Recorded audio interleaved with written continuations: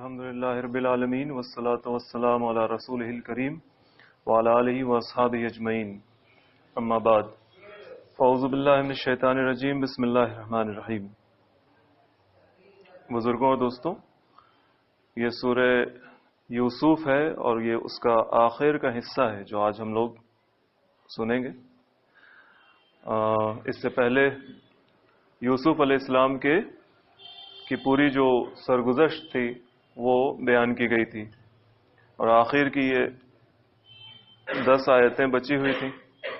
اس پر جو ریمارکس ہے اللہ تعالیٰ کا، وہ قصہ سنانے کے بعد وہ اللہ تعالیٰ نے جو بیان کیا ہے، اور اس بیچ میں ہم لوگوں نے اس قصے کے اندر جو بھی سبق رہا ہمارے لیے ہر چند آیات میں، وہ باتیں ہم لوگ دوران درس تو سنتے رہے، بلکہ وہ درس اسی کو کہتے ہی ہیں کہ آدمی اس سے سبق لے۔ آج وہ آخر کی آیات ہیں جو اس سورے کو مکمل کریں گے۔ اعوذ باللہ من الشیطان الرجیم، بسم اللہ الرحمن الرحیم۔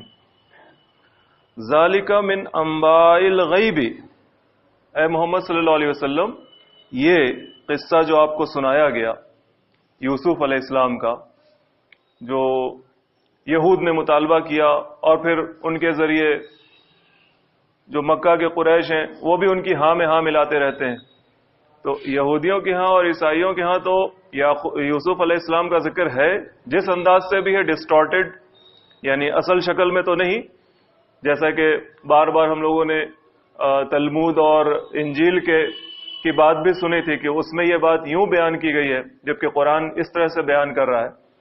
تو یوسف علیہ السلام کا اور دیگر انبیاء کرام کا ذکر یہودیوں اور عیسائیوں کے ہاں تو ہے، لیکن مکہ کے جو قریش تھے وہ ان چیزوں کو نہیں جانتے تھے، تو یہودیوں اور عیسائیوں کے کہنے پر ان کی ہاں میں ہاں ملاتے تھے اور پوچھتے تھے۔ تو رسول اللہ صلی اللہ علیہ وسلم سے بھی، جیسا کہ سورہ کہف میں بھی ہم لوگوں نے یہ سنا تھا کہ ان لوگوں نے سوال کیا، اور اس بات کو ذہن میں رکھتے ہوئے کہ محمد صلی اللہ علیہ وسلم جواب تو دے نہیں پائیں گے کیونکہ ان کو پتہ ہے نہیں۔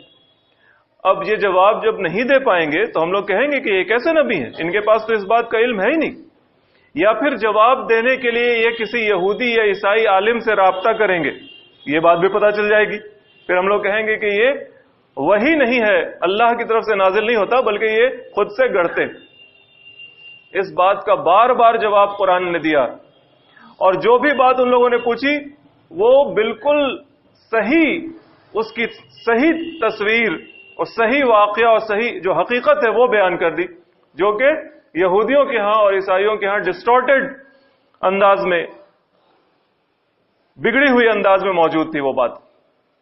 یوسف علیہ السلام یا پھر بنی اسرائیل فلسطین سے مصر کیسے گئے، یہ بھی ایک سوال اٹھا دیا تھا ان لوگوں نے، اور رسول اللہ صلی اللہ علیہ وسلم سے پوچھا تھا، اور یہ امید کے ساتھ کہ یہ تو بتا نہیں پائیں گے کیونکہ مکہ کے اور عرب کے لوگوں کو ان چیزوں کا علم نہیں تھا، وہاں پہ اللہ کا کوئی نبی اسماعیل علیہ السلام کے بعد آیا نہیں تھا، ابراہیم علیہ السلام اور ان کے بیٹا اسماعیل علیہ السلام، پھر اللہ کا نبی کوئی اس علاقے میں نہیں آیا، مکہ میں اور پھر حجاز کا جو علاقہ ہے، تو اس نیت کے ساتھ کہ یہ بتا نہیں پائیں گے اور پوچھیں گے تو ہم لوگ کہیں گے کہ یہ تو نبی ہے نہیں، نعوذ باللہ ان کے اوپر وہی نہیں نازل ہوتی، لیکن اللہ تعالیٰ نے ان کے سوال کا جواب ان کو دلوا دیا۔ ان لوگوں نے یوسف علیہ السلام یا پھر بنی اسرائیل کے بارے میں پوچھا کہ یہ مصر کیسے گئے، اللہ تعالیٰ نے جواب دے دیا، ایک بار میں یہ جو پوری سرگزشت ہے یہ بیان کر دی۔ اور اللہ تعالیٰ ارشاد فرما رہے ہیں کہ ذالک من انباء الغیب، یہ بات جو ہے، یہ خبر جو آپ کو سنائی گئی یوسف علیہ السلام کی یا پھر بنی اسرائیل اور ان کے بھائیوں کی، ان کے والد صاحب کی، یہ سب غیب کی باتیں ہیں نا، آپ نہیں جانتے۔ نوحی الیک، اے محمد صلی اللہ علیہ وسلم، یہ تو ہم آپ کی طرف وحی کر رہے ہیں، اور کوئی ذریعہ تو جاننے کا تھا نہیں آپ کے لیے، ہم نے وحی کی ہے آپ کی طرف۔ وما کنت لدیہم اذ اجمعوا امرہم وہم یمکرون، اور آپ اس وقت ہرگز ان کے پاس نہیں تھے کہ جب وہ لوگ ایک بات پر متفق ہو گئے تھے، آپ کے یوسف علیہ السلام کے بھائی، اور وہ جب چال بازیاں کر رہے تھے، وہ جو مکر کر رہے تھے، اس وقت تو آپ ہرگز وہاں پر موجود نہیں تھے، لیکن پھر بھی ساری باتیں آپ کو معلوم ہیں۔ وما اکثر الناس ولو حرصت بمؤمنین، لیکن کتنی بھی ان کی خواہش پوری کر دی جائے، ان کے سارے سوالوں کا جواب دے دیا جائے، لیکن ان میں زیادہ تر لوگوں کا معاملہ یہ ہے کہ آپ چاہے ان کے لیے دل میں کتنی بھی خواہش رکھیں کہ یہ بات سنیں اور مان جائیں، ان کا سوال تھا جواب دے دیں اور اس جواب سے یہ مطمئن ہو کر مان جائیں، یہ ماننے والے نہیں۔ وَلَوْ حَرَسْتَ، آپ چاہے کتنی بھی حرص رکھیں، کتنی بھی دل میں خواہش رکھیں کہ یہ مان جائے، یہ مان جائے، اور اس کو منوانے کے لیے آپ کچھ بھی کریں۔ ان لوگوں کا سوال بات ماننے کے لیے تو ہوتا نہیں تھا کہ اچھا بھائی دل میں ایک چبھن ہے یا دل میں ایک سوال ہے، اس سوال کا جواب اگر مل جائے تو ہم سچ کو یا پھر محمد صلی اللہ علیہ وسلم کے دعوے کو قبول کر لیں گے۔ اس لیے سوال نہیں کرتے تھے، وہ پہلے سے تو من بنا ہوا تھا، ماننا نہیں ہے، الگ الگ وجہ اور اس وجہ سے ماننا نہیں ہے۔ تو جب ماننا نہیں ہے تو بس چھیڑنا ہے، پریشان کرنا ہے اور ہیوملیٹ کرنا ہے، کسی صورت سے ممکن ہو تو بے عزت کرنا ہے، یہ کوشش ان کی ہوتی تھی۔ تو جب یہ کوشش تھی اور ذہن میں یہ بات تھی تو جواب مل بھی جائے تو کہاں کوئی ماننے کے لیے تیار ہوگا۔ وَمَا تَسْأَلُهُمْ عَلَيْهِ مِنْ أَجْرٍ، اے محمد صلی اللہ علیہ وسلم آپ ان سے اس بات پر، یہ جو قرآن آپ ان کے سامنے پیش کر رہے ہیں، اس بات پر آپ ان سے کوئی اجر تو مانگتے نہیں، کوئی بدلہ تو چاہ نہیں رہے، آپ اپنی ذات کے لیے کوئی بدلہ تو چاہ نہیں رہے کہ تم لوگ چندہ دو، میری خدمت کرو، مجھے اپنا سردار اور بادشاہ بنا لو اور میرے کہنے پر یہ کرو وہ کرو، ایسا کوئی آپ کا بدلہ نہیں، آپ ایسے کسی بدلے کا مطالبہ نہیں کر رہے، آپ تو بے لوث خدمت کر رہے ہیں، آپ تو بنا کسی دنیاوی مفاد کے ان کے بھلا کرنے کے لیے، ان کا بھلا کرنے کے لیے ان کو اللہ کا پیغام دے رہے ہیں، ان کو اللہ کا پیغام سنا رہے ہیں۔ دل میں کوئی خواہش نہیں ہے، کوئی چاہت نہیں ہے کہ ہاں دولت مل جائے، نذرانہ مل جائے، لوگ میرے سامنے ہاتھ باندھ کر کھڑے رہیں، ایسی کوئی چاہت نہیں۔ تو جو کوئی بھی اللہ کے دین کی خدمت کرتا ہے اس کو یہی طریقہ اختیار کرنا ہوتا ہے، اور یہی طریقہ اختیار کرنا ہی صحیح ہوگا کہ وہ جو بھی کر رہا ہے اللہ کے دین کی خدمت، وہ دنیا میں کسی مفاد کو حاصل کرنے کے لیے نہیں کرتا۔ محمد صلی اللہ علیہ وسلم کی یہی سنت ہوگی، سارے انبیاء کرام کی یہی سنت یہی سنت ہے کہ ہم جو کچھ بھی تمہارے لیے کر رہے ہیں اور جو کچھ بھی تمہیں پیغام پہنچا رہے ہیں یہ تمہارے بھلے کے لیے ہے، تمہارے بنانے والے کی طرف سے بھیجا ہوا ہے، تمہارے بھلے کے لیے، سنو گے مانو گے تمہارا بھلا ہوگا۔ ہم اپنا کوئی حصہ اس میں نہیں چاہ رہے، ہمیں بھی بس ان اجر الا اللہ، اپنا اجر اللہ ہی سے لینا ہے، کسی اور سے نہیں لینا ہے۔ وہ تو ساتھ میں رہنے سے اور پھر جب ایک اجتماعیت کی شکل بن جاتی ہے تو اس میں رشتے بن جاتے ہیں، یہ ایک الگ بات، لیکن ہم تم سے مطالبہ نہیں کر رہے ہیں کہ تم مجھے اپنا سردار بنا لو۔ یہ ایک طرف سے حضرت محمد صلی اللہ علیہ وسلم بے لوث خدمت کرنے والے، بنا کسی معاوضے کے اور بنا کسی دل میں چاہت کے، دنیا کے فائدے کے چاہت کے، بس اللہ کا حکم ہے اللہ کے بندوں تک پہنچا دینا ہے۔ یہی ہے سنت رسول۔ وما تسألهم علیہ من اجر، آپ ان سے اس بات پر، اس قرآن کو سنانے پر کوئی اجر نہیں چاہتے، کوئی بدلہ نہیں چاہتے، دنیا کا کوئی فائدہ نہیں چاہتے۔ ان هو الا ذکر للعالمین، یہ قرآن ہے کیا؟ یہ تو بس ایک یاد دہانی ہے، ایک نصیحت ہے جو تمام دنیا والوں کے لیے۔ اب جس کا من وہ قبول کرے گا، وہ سنے گا تو قبول کرے گا، اور جس نے اپنے قسمت پر مہر لگا دی ہے، وہ نہیں اپنا فلاح چاہتا، اپنی بہتری نہیں چاہتا، تو ظاہر ہے وہ اس قرآن کو سن کر انسنا کر دے گا، محمد صلی اللہ علیہ وسلم کے دیے ہوئے پیغام کو قبول نہیں کرے گا۔ اللہ نے جو کتاب اس کی ہدایت کے لیے، رہنمائی کے لیے نازل کی ہے، اس کتاب کو وہ وقت نہیں دے گا۔ وَكَأَيٍّ مِّنْ آيَةٍ فِي السَّمَاوَاتِ وَالْأَرْضِ يَمُرُّونَ عَلَيْهَا وَهُمْ عَنْهَا مُعْرِضُونَ، اور آسمانوں میں اور زمین میں کتنی ہی نشانیاں ہیں جن پر سے یہ لوگ گزر جاتے ہیں، سبق نہیں حاصل کرتے، دیکھتے نہیں کہ یہ سب کچھ جو آسمان اور زمین میں پھیلی ہوئی چیزیں ہیں یہ اپنے آپ نہیں ہو رہی ہیں وغیرہ، کوئی کرنے والا ہے، جو کرنے والا ہے وہ ایک ہے، اور پھر جو گزری ہوئی اقوام ہیں جن لوگوں نے سرکشی کی تھی، اللہ کے سامنے سر اٹھایا تھا، ان کا حال آج کیا ہے؟ اور وہ بڑے تم تراق والے لوگ، اور وہ انسان اس کی قبر ہے اور اس کی مٹی تک گل گئی، جسم تک گل گیا. یہ سب ساری چیزیں ہیں جو نشانیاں ہیں آسمان و زمین میں پھیلی ہوئی. ان نشانیوں پر یہ لوگ یمرون علیہا، بس یوں ہی گزر جاتے ہیں، سبق نہیں لیتے. جانور بھی دیکھ رہا ہے آسمان کو، سورج اور ستاروں کو، اور دنیا میں جو واقعات ہو رہے ہیں ان کو جانور بھی دیکھ رہا ہے، لیکن اس سے کوئی سبق نہیں لیتا نا جانور. اس جسم کے ساتھ جو لوگ ہیں وہ بھی اگر جانور کی طرح چیزوں کو دیکھیں لیکن کوئی سبق نہ لیں تو وہ جانور ہے. وہ پھر انسان کہلانے کے حقدار نہیں ہے. وہ انسان اپنے آپ کو نہیں کہہ سکتے. وَهُمْ عَنْهَا مُعْرِضُونَ، اور اس سے وہ لوگ اعراض برتتے ہیں، اوائڈ کرتے ہیں. اللہ کی نشانیاں ان کی نظروں کے سامنے ہیں، سبق نہیں لیتے. زندگی میں بہت کچھ ہوتا ہے، سبق نہیں لیتا. پچھلی بار ہماری غلطی سے اس طرح سے یہ کام ہو گیا، اگلی بار ہم سے یہ غلطی نہ ہو، سبق نہیں لیتا.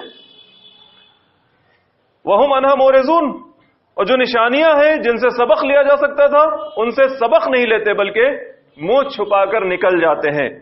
وَمَا يُؤْمِنُ أَكْثَرُهُمْ بِاللَّهِ إِلَّا وَهُمْ مُشْرِكُونَ. اے محمد صلی اللہ علیہ وسلم، اکثر لوگ جو خدا کو مانتے ہیں وہ اس حال میں مانتے ہیں کہ وہ اس کے ساتھ شرک کر رہے ہوتے ہیں. یہ آیت ٹھہرا دینے والی ہے. وَمَا يُؤْمِنُ أَكْثَرُهُمْ بِاللَّهِ إِلَّا وَهُمْ مُشْرِكُونَ، اور اللہ کو لوگ نہیں مانتے مگر اس حال میں کہ اس کے ساتھ شرک کرتے ہیں. یعنی اللہ کو بھی مان رہے ہیں اور پھر اللہ کی ذات، صفات، حقوق اور اختیارات میں شرک بھی کر رہے ہیں.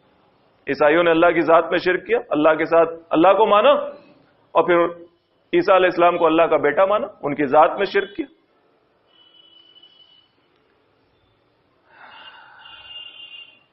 یہ آیت یہ بات بتا رہی ہے کہ ایمان لانے کے بعد بھی لوگ شرک کر سکتے ہیں. اپنے آپ کو مومن کہنے کے باوجود مشرک ہو سکتے ہیں. کیا کہہ رہے ہیں اللہ تعالیٰ؟ وَمَا يُؤْمِنُ أَكْثَرُهُمْ بِاللَّهِ إِلَّا وَهُمْ مُشْرِكُونَ، اور وہ لوگ نہیں مانتے اللہ کو، اکثر لوگ، مگر اس حال میں کہ وہ اس کے ساتھ شرک کر رہے ہوتے ہیں. ایک اللہ اپنی ذات، صفات، حقوق اور اختیارات میں اکلوتا، لیکن اللہ کو ماننے کے باوجود اس کی ذات میں، جیسے عیسائیوں نے عیسیٰ علیہ السلام کو اللہ کی ذات میں شریک کیا، ان کا بیٹا بنایا.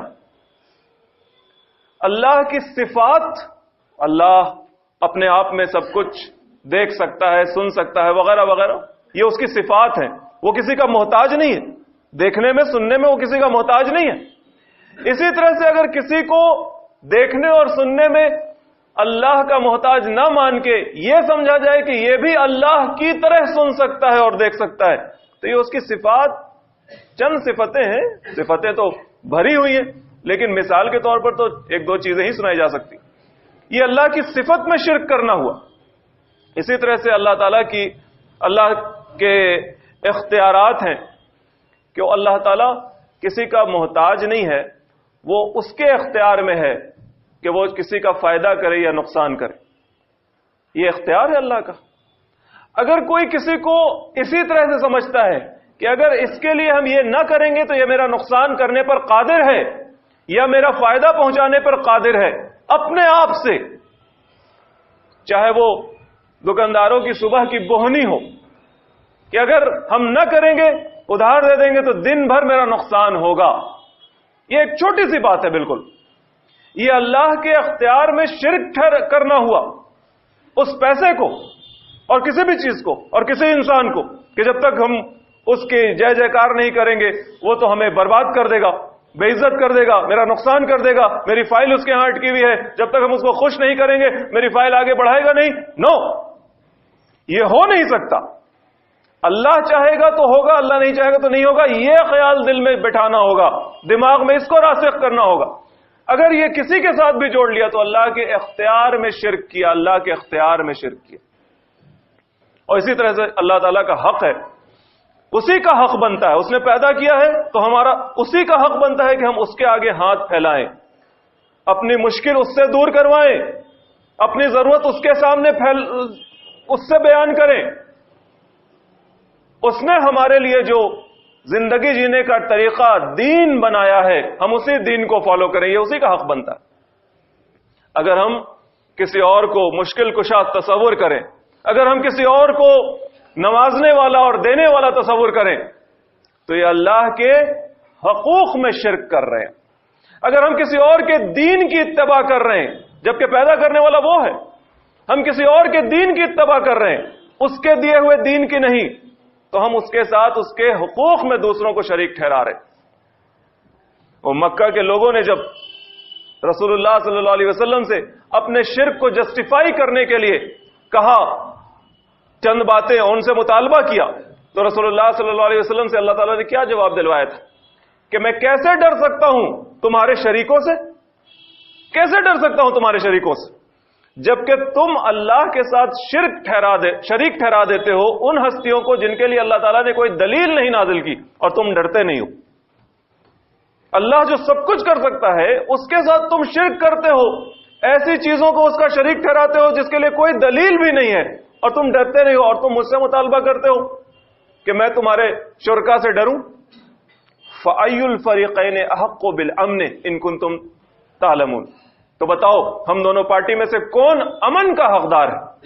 اگر تم کو علم ہے، سمجھ بوجھ ہے تو بتاؤ، تم شرک کرتے ہو، میں شرک نہیں کرتا، تم اللہ سے نہیں ڈرتے ہو، میں تمہارے معبودوں سے نہیں ڈرتا، اللہ وہ جو سب کچھ کر سکتا ہے، بتاؤ دونوں پارٹی میں سے کون ہے حقدار امن کا؟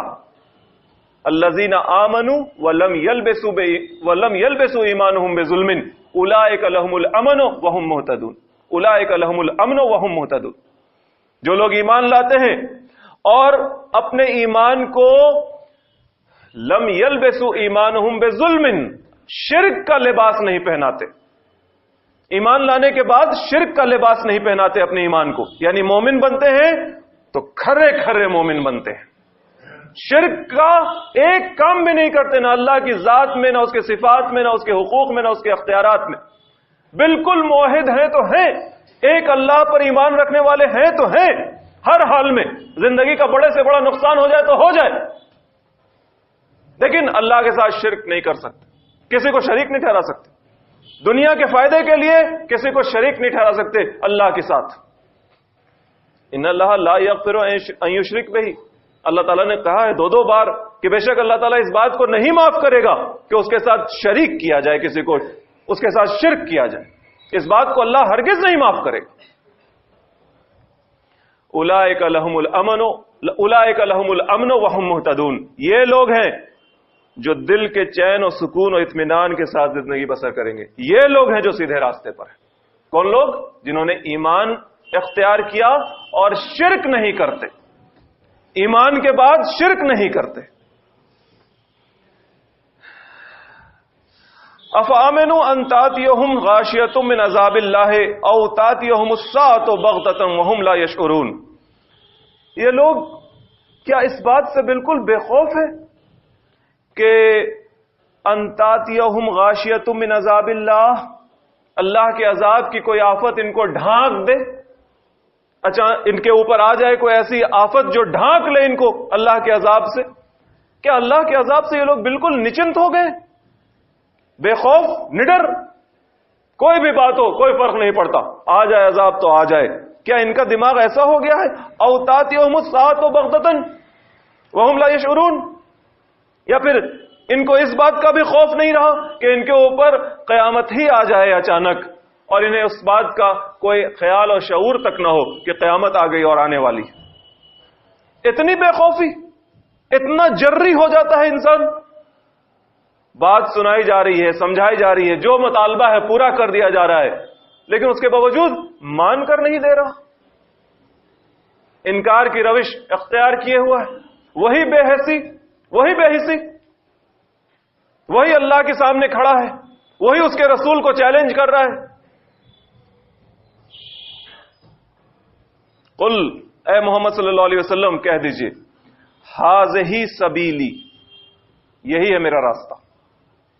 एक अल्लाह को मानना, उसके मुकाबिल किसी की परस्तिश नहीं करना, किसी को बड़ा नहीं समझना, किसी से नहीं डरना, किसी की चापलूसी नहीं करना, किसी को फायदा देने वाला नहीं समझना, किसी को नुकसान पहुंचाने वाला नहीं समझना, किसी को बनाने वाला नहीं समझना, किसी को बिगाड़ने वाला नहीं समझना।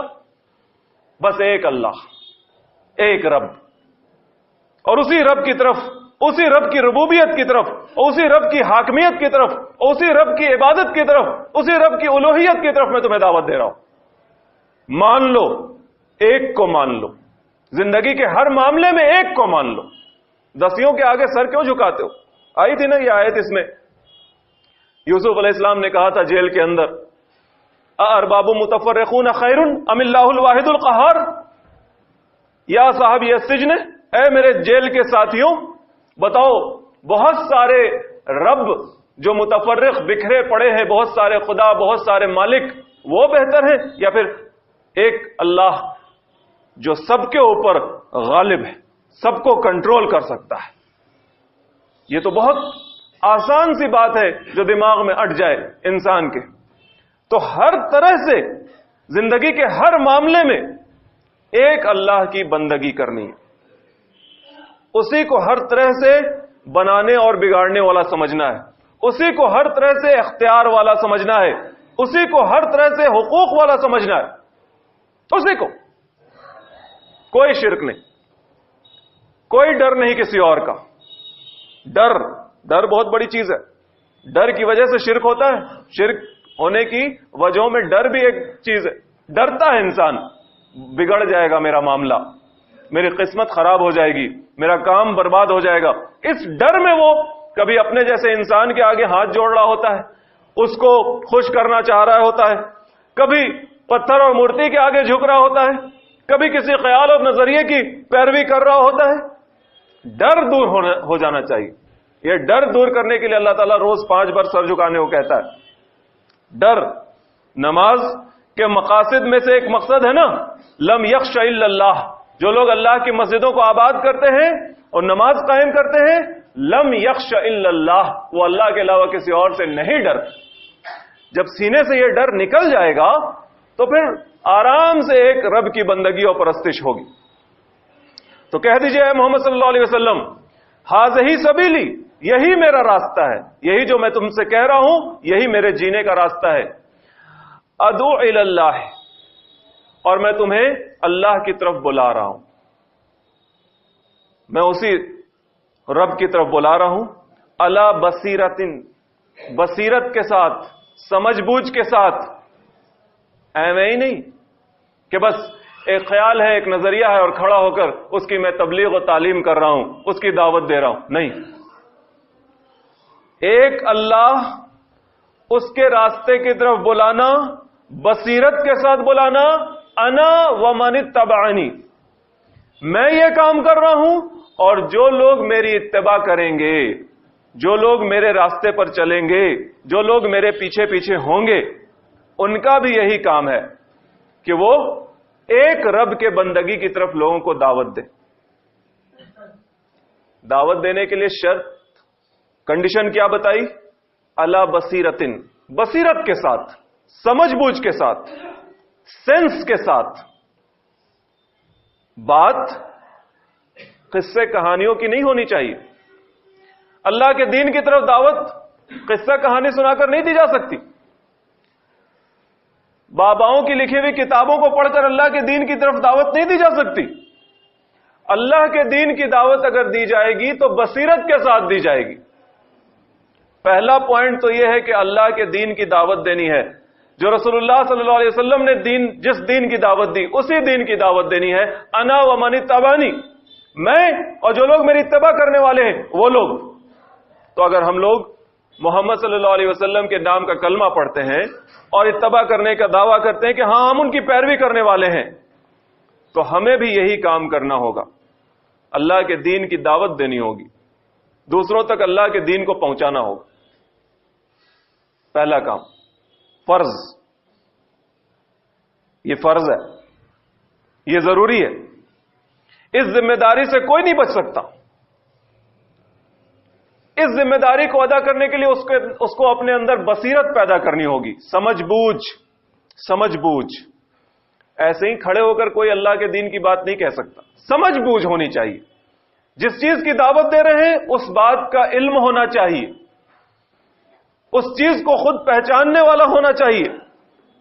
اگر ہم اللہ کی بندگی کی دعوت دے رہے ہیں تو بندگی کیا ہے، اللہ کون ہے، ہم قرآن کے ذریعے اس کی دعوت دیں گے۔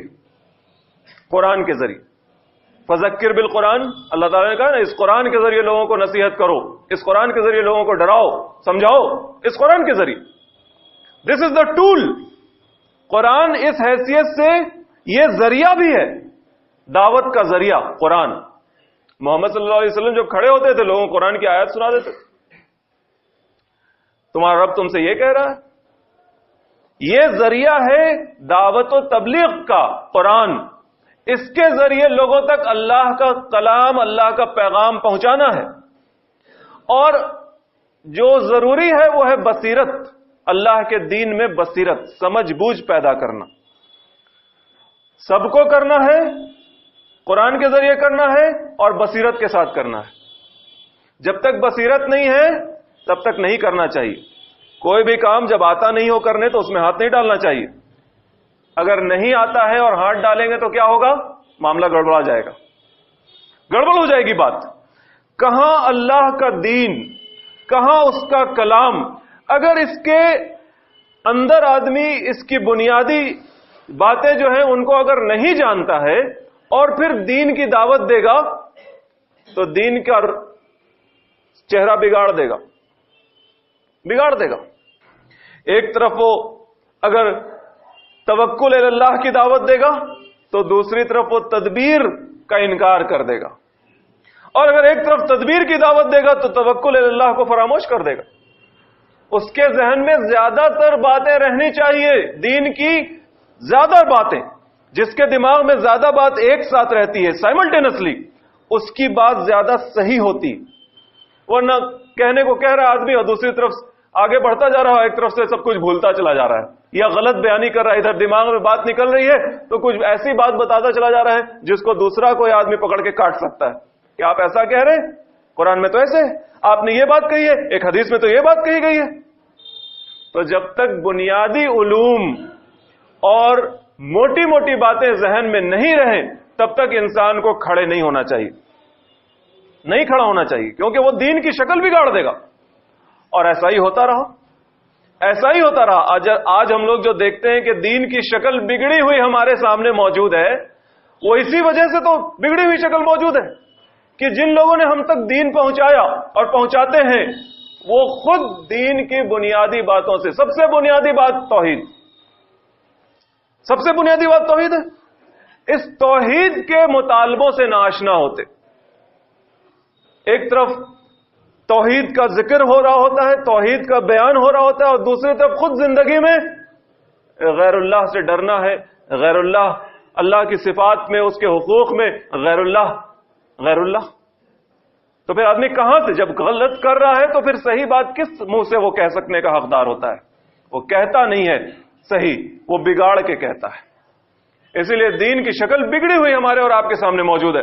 ہمیں کوشش کرنی ہے کہ ہم دین میں بصیرت پیدا کریں، بصیرت، بنا سمجھ بوجھ کے، بنا سوجھ بوجھ کے، بنا علم کے ہم دین کی بات دوسروں تک نہیں پہنچا سکتے، اور پہنچانا نہیں چاہیے، کیونکہ اس سے دین کی شکل بگڑ جاتی ہے۔ آج سب کوئی رونا اسی بات کا روتا ہے نا کہ مسلمان دین ٹھیک سے نہیں جانتا، دین پر عمل نہیں کرتا، اور جانتا نہیں ہے۔ وہ کیوں نہیں جانتا؟ اس لیے کہ اس تک صحیح دین پہنچ نہیں رہا ہے۔ یہ بھی ایک بہت بڑی وجہ ہے، بہت بڑی وجہ ہے۔ دین کا تصور کیا ہے، اس بات میں ہی لوگ نہیں ہیں، ایک مت ہیں، ایک رائے ہیں، سمجھتے ہی نہیں۔ ابھی ہم لوگوں نے سورہ یوسف میں ہی دین کا جو صحیح تصور ہے، جس میں دین الملک اور دین اللہ کے جو ٹرمز آئے تھے، اس وقت بھی یہ بات سنی تھی کہ دین کا دیکھیے اس سے کیا تصور نکل رہا ہے۔ وہ جو کرمنل اور سول لاز ہیں وہ بھی دین کہلا رہے ہیں، اللہ تعالیٰ ان کو بھی دین کہہ رہا ہے، اللہ کہہ رہا ہے، کوئی مفتی نہیں کہہ رہا، کوئی مفکر نہیں کہہ رہا، اللہ کہہ رہا ہے کہ یہ بھی دین ہے۔ اور زانی کو سزا دینے کی سزا وہ دین اللہ ہے، یہ بھی اللہ کہہ رہا ہے۔ تو دین کا تصور ہی بگڑا ہوا ہمارے ذہنوں میں ہے. اس کی وجہ سے اگر ہم چاہتے بھی ہیں کہ دین پر عمل کریں تو پورے طور پر دین پر عمل نہیں کرتے, کیونکہ تصور ہی بگڑا ہوا ہے. کنسپٹ جس کو کہتے ہیں کنسپٹ از ناٹ رائٹ, وہ صحیح ہے ہی نہیں, صحیح ڈائریکشن میں ہے ہی نہیں.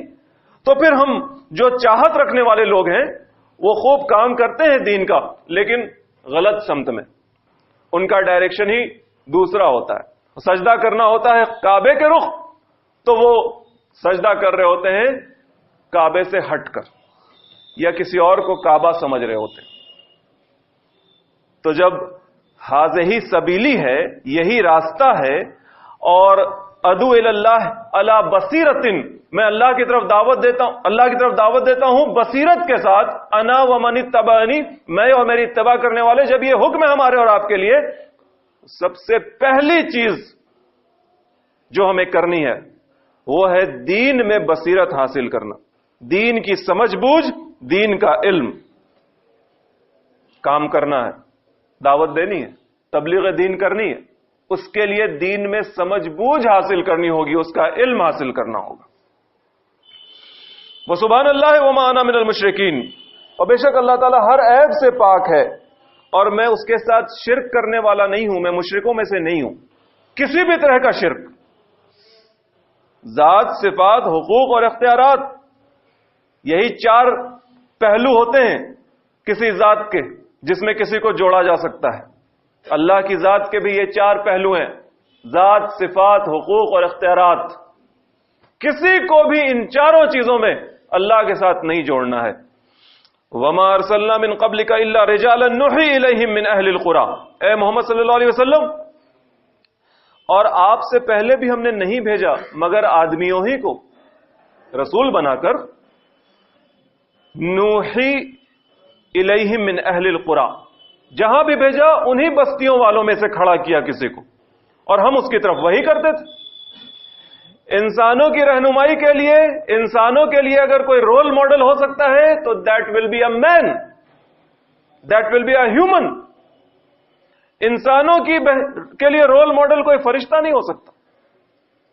فرشتے کو اللہ تعالیٰ نبی بنا کر بھیجے اور انسانوں سے مطالبہ کرے کہ ان کی پیروی کرو, جیسے یہ جی رہے ہیں ویسے تم جیو, تو فرشتہ نہ کھائے گا, نہ پیے گا, نہ برائی کرے گا, نہ اس کے اندر برا ہونے کا ملان ہوگا, نہ اس کی ضرورتیں ہیں, نہ چھت کی, نہ گھر کی, نہ کسی سے لڑائی ہوئی تو اس کو ہتھیار چاہیے, وہ ایک بار میں سب کو اڑا کے ختم کر دے گا. تو ایسے کی پیروی کیسے انسان کر پائے گا؟ انسان تو فرشتے کی طرح اڑ بھی نہیں سکتا, یا وہ کہاں سے کہاں پہنچ جائے گا یہ جا بھی نہیں سکتا. تو انسان کے پاس عذر ہوگا, کل کو قیامت کے دن اللہ تعالیٰ کے سامنے کہے گا, یا اللہ آپ کا بھیجا ہوا نبی تو فرشتہ تھا, ہم تو انسان تھے, خطا کار تھے, کمزور تھے, ہمارا جسم ایسا تھا, ہمارا جسم ویسا تھا, ہماری اتنی ضرورتیں تھیں, ہم اس کی پیروی کیسے کر سکتے تھے؟ صاف سی بات ہے. تو پیروی تم کس کی کر سکتے ہو؟ اپنے ہی جیسے ایک انسان کی. اس کو بھی ضرورتیں لاحق ہیں, اس کو بھی سونا ہے, اس کو بھی تھکنا ہے, اس کو بھی کھانا ہے, اس کی بھی ضرورتیں ہیں, تمہاری بھی ضرورتیں ہیں. ان تمام ضرورتوں کے بیچ وہ اللہ کے دین کے لیے کس طرح سے اپنے آپ کو لگائے ہوا ہے, ویسے ہی تمہیں بھی لگنا اور لگانا ہے. وَمِنَ النَّاسِ مَن يَشْرِي نَفْسَهُ ابْتِغَاءَ مَرْضَاتِ اللَّهِ, اور ہے نا انسانوں میں, دیکھو اس آدمی کو جس نے اپنے نفس کو بیچ دیا ہے اللہ کی رضا جوئی کے لیے. اب اس کی زندگی میں بس اللہ ہی اللہ ہے, جہاں سے آیا ہے وہاں واپس جانے کی تیاری کر رہا ہے.